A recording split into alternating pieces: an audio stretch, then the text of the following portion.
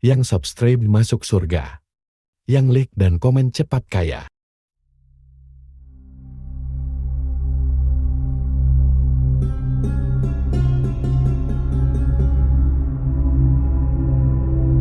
Assalamualaikum warahmatullahi wabarakatuh. Para pemirsa YouTube sekalian dimanapun kalian berada, pada kesempatan kali ini insya Allah kita akan membahas terkait 5 langkah menggagalkan godaan setan.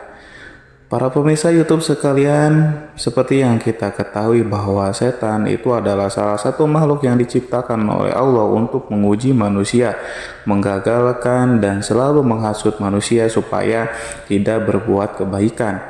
Nah, dengan demikian kita akan membahas hari ini bagaimana caranya menggagalkan hasutan dari setan itu sendiri. Tapi sebelum kita mulai, alangkah lebih baiknya jika pemirsa sekalian menekan tombol subscribe terlebih dahulu supaya bermanfaat bagi banyak orang. Lalu kemudian jangan lupa like dan komen supaya jadi wasilah cepat kaya dari arah mana saja. Baik, pada kesempatan kali ini Imam Ghazali dalam kitabnya Ihya Ulumuddin pernah berkata bahwa di antara hal yang harus dimengerti oleh seorang hamba adalah mengetahui tipu daya setan dan godaannya. Sesungguhnya pemahaman ini fardu ain adanya.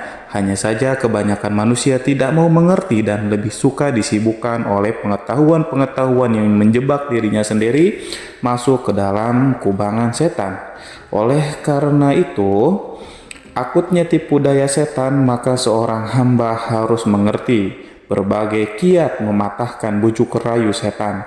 Hal ini berfungsi untuk menyelamatkan diri dari para setan yang terkutuk. Terkutuk karena godaan dan rayuannya itu dihembuskan oleh setan bersama dengan hembusan napas manusia. Sehingga Al-Hasan suatu ketika pernah ditanya oleh Abu Said, apakah setan itu tidur? Al-Hasan pun menjawab, jika setan itu tidur pasti kita bisa beristirahat. Sayangnya setan tidak mengenal sekat ruang dan waktu. Begitu juga godaan-godaan mereka yang mengalir bersama arus dalam darah seorang hamba. Namun manusia sebagai makhluk yang sempurna yang dibekali Allah dengan kemampuan bernalar harus memiliki kemauan untuk mengalahkan setan. Dan oleh karenanya Al-Ghazali dengan jelas menerangkan 5 kiat mematahkan godaan setan. Yang paling pertama yakni adalah membuat kurus setan dengan memperbanyak zikir kepada Allah Subhanahu wa taala. Rasulullah pernah bersabda, sesungguhnya orang mukmin itu membuat kurus setannya sebagaimana seorang di antara kamu membuat kurus ontaknya dalam perjalanan. Jika sebuah binatang liar telah dikuruskan, pastinya ia akan mudah diatur dan menjadi penurut karena ketergantungan kepada majikannya. Begitu juga setan. Jika seorang hamba telah bisa menguasai setan dengan tidak serta-merta memenuhi keinginannya, pastilah setan akan kurus badannya. Yang kedua, janganlah seorang hamba mendekatkan dirinya kepada tempat-tempat kemaksiatan dan orang-orang mungkar. Sungguh hal itu memperkuat daya pikat setan membujuk manusia.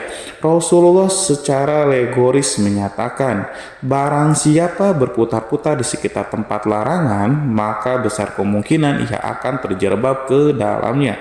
Demikian jamaah atau para pemirsa sekalian, 2 langkah pertama mencoba membuat setan tidak nyaman, menggoda kita dengan harapan setan akan segera bosan dan kecewa karena keteguhan kita. Meskipun keduanya bukan hal yang mudah, tetapi harus terus dicoba.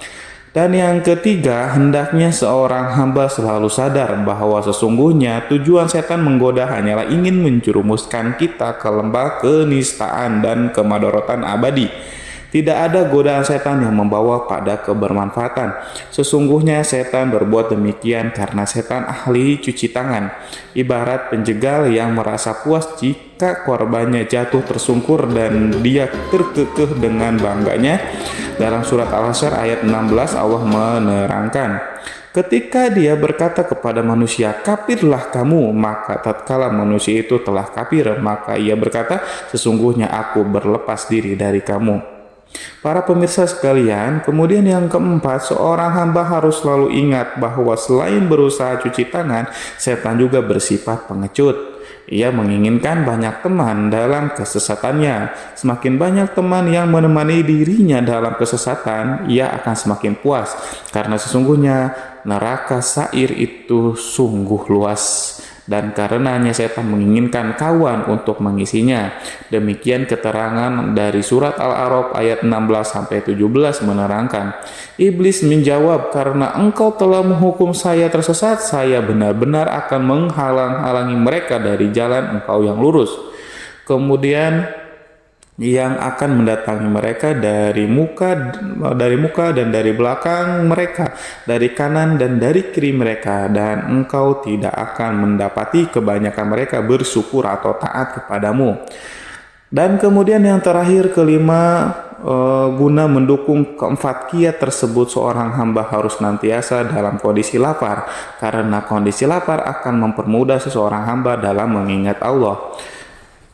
Seperti halnya yang sudah disabdakan, inna syaitana yazri min ibni adam majrad dami fadiku majriyahu bil ju'i. Sesungguhnya setan itu berjalan pada manusia di tempat jalannya darah, maka persempitlah jalannya itu dengan mengosongkan perut. Demikian pemirsa, untuk sharing kali ini. Terima kasih banyak, semoga bermanfaat dan semoga kita dijauhkan dari godaan setan yang terkutuk. Wabillahi taufiq wal hidayah. Assalamualaikum warahmatullahi wabarakatuh.